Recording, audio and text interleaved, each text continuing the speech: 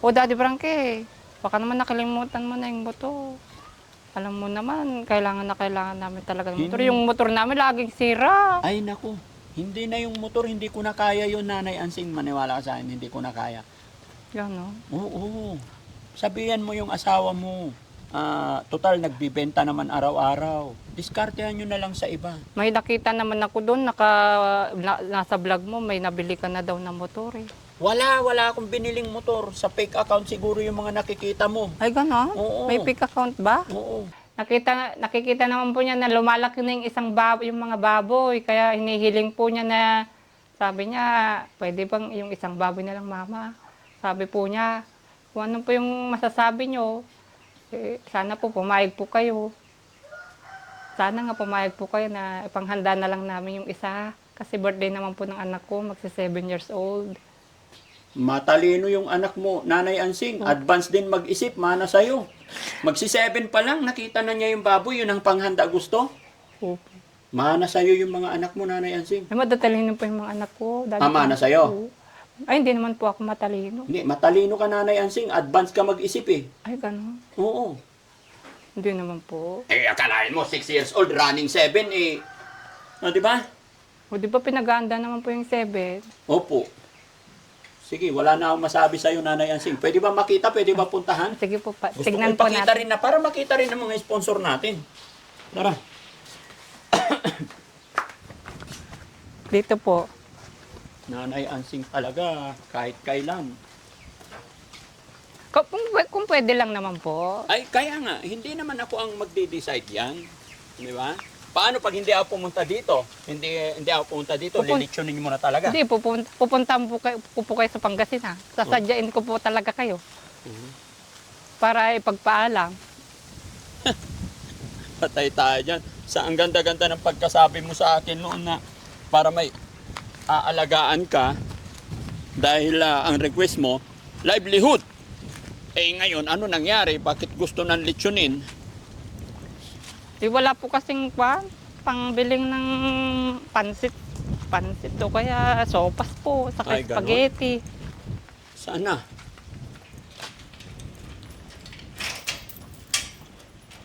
Ay, oo nga. Oh, malalaki na po sila. Lumaki Matakaw na, nga guys. po nilang kumain. Ha? Matakaw na po silang kumain. Malaki na po yung kinalaki niya. Ay, ang bilis lumaki. Ito po. Naubusan ng tubig. Ay, oo nga. Ang bilis nilang lumaki. Tignan mo, isang buwan pa lang mula nung dinala dito, ang lalaki na. No? Opo. Paano? Yun pong Ay, puti ang mas malaki. yung puti ang malaki. Lagi Ay, po akong nagbibigay ng tubig dito. Ngayon natuyo na po sila. ay, sakto-sakto nga talaga to. Masarap lechon to, at Nanay Ansing. Oh. O, ito yung kasaktuhan ng baboy na masarap ilechon. Napakalutong. Kaso baka malungkot naman po yung lalaki pag wala niyang babae.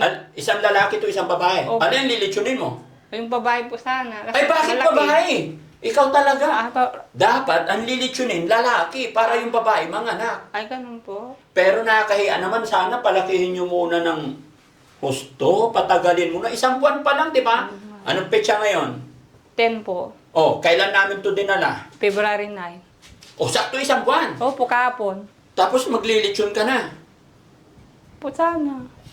Patay tayo dyan. Pero sa totoo lang, guys, itong size na to, ito yung pinakamasarap ilitsyon na baboy. Good size Tingnan po. niyo pang lalaki na. Ha? Ang lalaki na. Oo. Ang galing mo mag-alaga. Oo, Paano mo sila inaalagaan? Kahit po masakit ang ulo at babangon ako, Daddy Frankie, para paliguan sila. 2 beses ko pinapaliguan. Mga alas 12, tapos bandang mga 3:30 kasi kainitan ng araw. 2 beses mo pinapaligo isang araw. Tapos Eh, hindi ko binayang maubusan ng tubig. Lagi kong naglalagay kasi nga mainit. Baka tapos, ma-stroke yung sila. pagkain nila, ilang beses? 3 beses din po. Oo. Eh si Kuya Oliver, nung kinulong mo dito, ilang beses mo pinapakain? Daddy Frankie naman, hindi naman ako yung nagkulo. Pero sige, nung nandito si Kuya Oliver, ilang beses mo pinaliguan sa loob ng 1 taon? Ano, 1 beses lang. Sa 1 taon, 1 beses lang? Siyempre, natatakot ako noon sa kanya. No. Tapos ito, tignan mo, ang linis-linis yung kulungan ng baboy. Kasi Nung- noon si Kuya Oliver, hindi kami pumapasok, Daddy Frankie. Takot kami. Kaya, iwan lang, inaano Oo, lang tignan na. mo, ang linis, walang amoy. Hindi mo maamoy na mabaho. Di ba? Nung si Kuya Oliver nandito, naku, takot kang sumagi dito. Oo. Sige, kuhaan mo tubig na, kuhaan mo tubig. May tubig ba dyan? Meron po. Doon po ako nag-iigibi sa may gripo. Ah. Ayan, tignan nyo guys, ang lalaki na ng baboy, oh. Kaso walang timba. Papakawalan ko. Ay, Daddy Frankie, baka makawala. Hindi, para Tumakbo. makita. Oh, ayan, oh. Oh. Oh. Wala naman timba. Oh. Oh. Lalaki na. No? Oh. Tignan nyo, oh. Sayang naman kung lilitsunin lang to. Tapos ito guys, babae. Ito lalaki. Sabi ni Nanay Ansing, ang gusto niyan litsunin, yung malaki daw, yung babae. Dapat ang litsunin, lalaki. Do? Baliktad to si Nanay Ansing eh. Iwanan daw niya yung lalaki. Kasi malaki. Talaga. Pero masarap to pag lechon, saktong size, no? Mga magkano na kaya ang presyo ng mga to? Mars, magkano na ang presyo nito ngayon? Oh, oh. So tumubo na kasi binili natin to, ano? Yun, guys, mga kababayan, mga kabarangay, maganda rin pala mag-alaga ng baboy, no? Binili namin ito, 5.5 ba yun, yung puhunan? Pero ngayon, sa tingin ko po, yung presyo nito ngayon nasa 10,000 na kasi mahal ang baboy ngayon. So may tubo ka ng 10,000 agad sa dalawang baboy in 1 month time. Di ba? Siguro naman hindi naubos ang 3,000 pagkain nito sa loob ng isang buwan. Kumukuha si mga kababayan, Nanay Ansing ng tubig. Nakakagulat lang mga kababayan yung statement ni yung plano ni Nanay Ansing na gusto niyang eleksyon kasi 7 years old na raw yung anak niya. Although may point din naman na pinaghahanda yung mga 7 years old, ganon.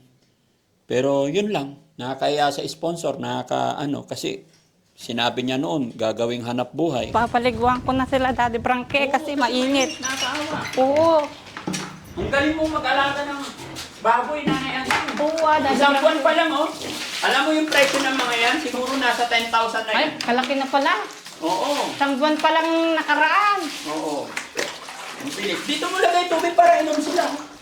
Ay. Oo, lagi nga silang naiuhaw, Daddy Frankie, kasi mainit ang panahon ngayon. Oo.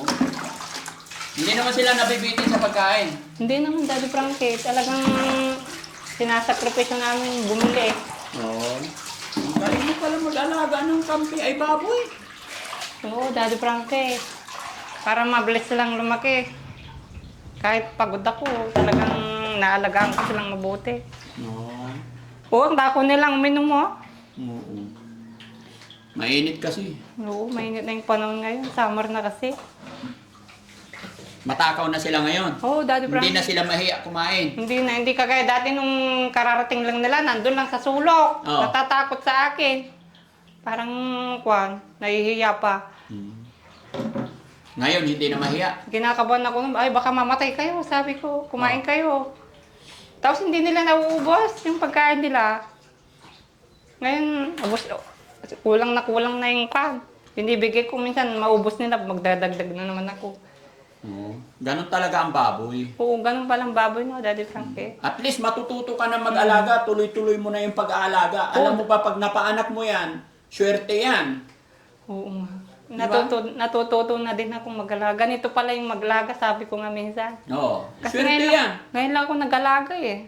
Pag napaanak mo yan, kasi magdadalaginding na yan, pag napaanak mo yan, ang unang anak, mga 5, 6, pangalawang anak, 10, pangatlong anak, hanggang parami na ng parami. Ay, gano'n. Oo, mahal pa naman. Biruin mo, yung biik na kalalabas pa lang, prepresyohan na ng 5,000 agad. Ayan o, naalagaan mo pa lang ng 1 buwan. Presyo niyan, nasa 10,000 na. Ay, kalaki na.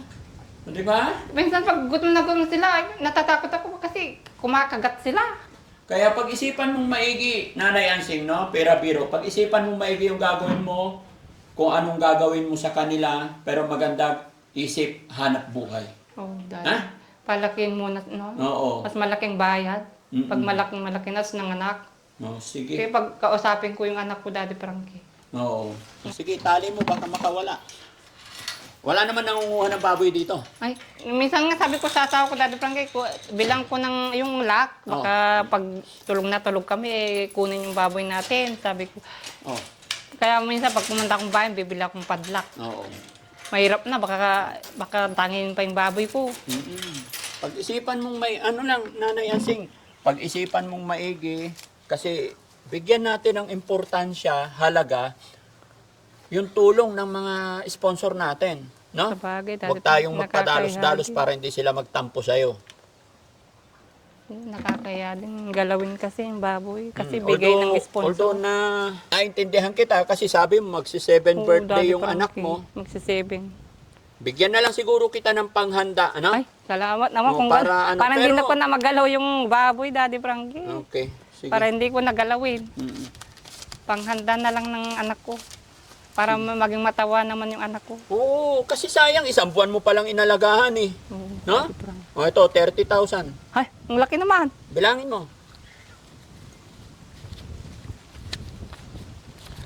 3,000. 3,000. Ikaw naman, nagulat naman ako sa'yo. Ikaw naman, hindi naman ako mayaman, pagpasensyahan mo na Ay, yan. malaki na to, Daddy Frankie. Mm-mm. Magluluto akong pansit, sopas, spaghetti, bibigyan ko yung mga kapitbahay. Bakit may sopas pa? O, syempre, masarap yung sopas, lalo pag may maraming gatas. Ay, ganun. Oo. Pag birthday, pansit tsaka sopas. Oo. Tapos, samahan ko na rin ng Shanghai. Ah, Shanghai. Oo. Oh, kasi sa amin kasi pag birthday, pansit, okay na, walang sopas. Ay, gano'n. Hindi, para naman, kasi yung pansit, walang sabaw. Mm-mm. O ba yung sopas, may sabaw. Ah, Para hindi sila mabulunan. ganun ba dito sa Oo. parting Ilocano, pag may birthday, may sopas? Oo, Daddy Frankie. Uso yung sopas dito. Sa bagay, kanya-kanyang hilig yan sa lugar, no? Kasi sa amin, ang sopas, pag umaga, malamig na panahon. Pero pagka birthday talaga, yun hindi mawala pansit. No? Kung paaba ng buhay yung pansit. Opo. So, okay na yan, ha? Oh, Daddy Frankie. Pero huwag kang mag-alala, sabihin ko pa rin sa sponsor. Pero kung ako ang masusunod, Nanay Ansing, palakihin mo pa ng konti. Oh, Kung Daddy. ako lang masusunod, ang paghahanda ng birthday kasi, naaayon yun sa kakayahan natin. Ang mahalaga, nagpipray tayo, nagsisimba lang tayo, tapos salo-salo ang Oh, pamilya. saka walang sakit, no, Daddy Frankie? Opo. Alam mo pala eh. Oo. Diba? Saka na lang tayo maghanda kung talagang kaya na natin. Kagaya niyan, sige, bigyan kita example. Ililitsyon mo yan. Kaya nyo ba ubusin pamilya niyan? Ay, hindi ah. Siyempre, ipapakain mo sa mga kapitbahay. Kasi pag hindi ka namigay, sabihin nila madamot ka. Oo. Pero sinong kawawa? Kami. After that, o di ba? Oo. Sa panahon ngayon, sa hirap ng buhay, isipin natin yung future, kinabukasan. Oo, Pasensya tama ka na. dyan, natin, Pinapayuhan Daddy lang kita Oo, bilang tama yun. kapatid. Ha? Oh, Daddy Frankie. Baka naman nakalimutan mo na yung motor. Alam mo naman, kailangan namin talaga ng motor. Hindi. Yung motor namin laging sira. Ay, naku. Hindi na yung motor, hindi ko na kaya yun, Nanay Ansing. Maniwala ka sa akin, hindi ko na kaya. Yan, no? Oo. Sabihan mo yung asawa mo. Total, nagbibenta naman araw-araw. Diskartehan nyo na lang sa iba. May nakita naman ako doon, nasa vlog mo, may nabili ka na daw ng motor eh. Wala akong biniling motor. Sa fake account siguro yung mga nakikita mo. Ay, gano'n? Oo. May pick account ba? Oo. Ah, Wala akong bibigay na motor. Akala ko pa naman may motor na. Tuwang-tuwa pa naman kami noon. Sige na. So yun, mga kababayan, mga kabarangay, pansamantala at least nakausap natin si Nanay Ansing at napaliwanagan natin. So ano na lang, Nay, pasyalan mo na lang yung kapatid mo, si Kuya Oliver, kung Oo, Daddy may Frankie. time ka. Oo. Para kasi hindi namin kayang dalhin dito. Kasi mga kababayan, ang sinasabi na naman niya, dalhin ko daw dito kasi namimiss daw niya yung kapatid niya. O sige, Daddy Frankie, kasi man yan, magbabakasyon na yung mga anak ko, graduation na nila. O sige, pwede na akong pumunta doon. Oo, kung namiss Si- niyo yung mga kapatid niyo, kayo na lang muna pumunta kasi busy ako. O, sige. Hindi po pwedeng dalhin ko siya rito kasi pinapagaling pa. Ibabiyahe ko lang yun pag buwan ng check-up niya. Sige, No? Daddy Frankie. Para hindi magambala. Sige. Okay? So Sige, ayan mga Daddy. kababayan, maraming salamat po and God bless po.